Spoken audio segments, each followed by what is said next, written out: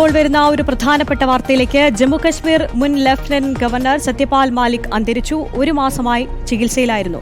പുൽവാമ ഭീകരാക്രമണ സമയത്ത് Jammu Kashmir lieutenant ഗവർണറായിരുന്നു. PR സുനിലാണ് വിശദാംശങ്ങളുമായി ചേരുന്നത്. സുനിൽ, എപ്പോഴായിരുന്നു അന്ത്യം?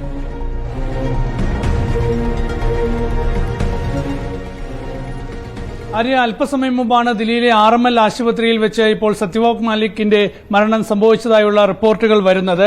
അദ്ദേഹം കിഡ്നി സംബന്ധമായ അസുഖത്തെ തുടർന്ന് ദീർഘനാളായി ചികിത്സയിലായിരുന്നു. ഏതായാലും വലിയ കോളിളക്കങ്ങൾ ഉണ്ടാക്കിയ, വലിയ പ്രസ്താവനകൾ നടത്തിയ ഒരു നേതാവായിരുന്നു സത്യപാൽ മാലിക്.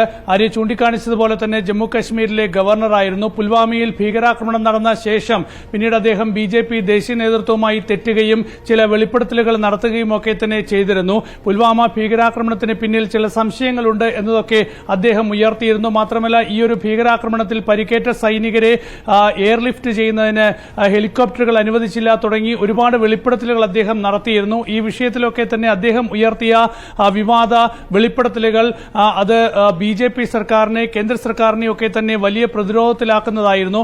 എന്നാൽ പിന്നീട് സത്യപാൽ മാലിക്കിനെതിരെയുള്ള CBI കേസുകൾ വരുന്ന കാഴ്ചയൊക്കെ തന്നെ ഉണ്ടായി. അദ്ദേഹത്തിന്റെ വസതിയിലൊക്കെ CBI റെയ്ഡ് നടത്തുകയും പിന്നീട് വലിയ രാഷ്ട്രീയ പ്രതിസന്ധിയിൽ അദ്ദേഹം ആവുകയും ഒക്കെ തന്നെ ചെയ്തതാണ്.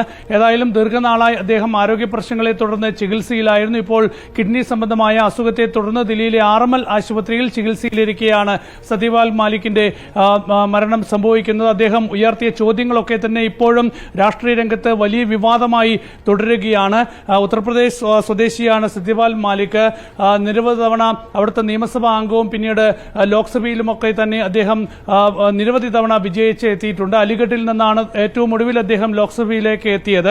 ഏതായാലും ആദ്യ മോദി സർക്കാരിന്റെ കാലത്ത് അദ്ദേഹം ഗവർണറായി നിയമിക്കപ്പെടുകയായിരുന്നു.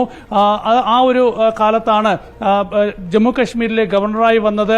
ആദ്യം ബീഹാർ ഗവർണറായിരുന്നു, അതിനുശേഷമാണ് ജമ്മു കശ്മീരിലേക്ക് വരുന്നത്. അന്ന് ഒഡീഷയുടെ അധിക ചുമതലയും അദ്ദേഹത്തിനുണ്ടായിരുന്നു. സത്യപാൽ മാലിക് ജമ്മു കശ്മീരിന്റെ ഗവർണറായിരുന്ന സമയത്താണ് പുൽവാമയിൽ ഭീകരാക്രമണം ഉണ്ടാവുന്നത്.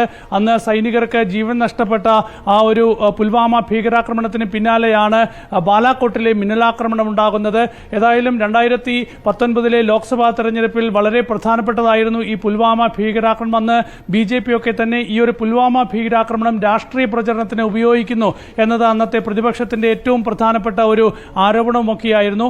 അതിനുശേഷമാണ് പിന്നീട് സത്യപാൽ മാലിക് വളരെ നിർണായകമായ ചില വെളിപ്പെടുത്തലുകൾ പുൽവാമ ഭീകരാക്രമണവുമായി ബന്ധപ്പെട്ട് നടത്തി. ഏതായാലും അന്ന് സത്യപാൽ മാലിക് ഉയർത്തിയ ആ ചോദ്യങ്ങളൊക്കെ തന്നെ ഇപ്പോഴും അവശേഷിക്കുന്നുണ്ട്.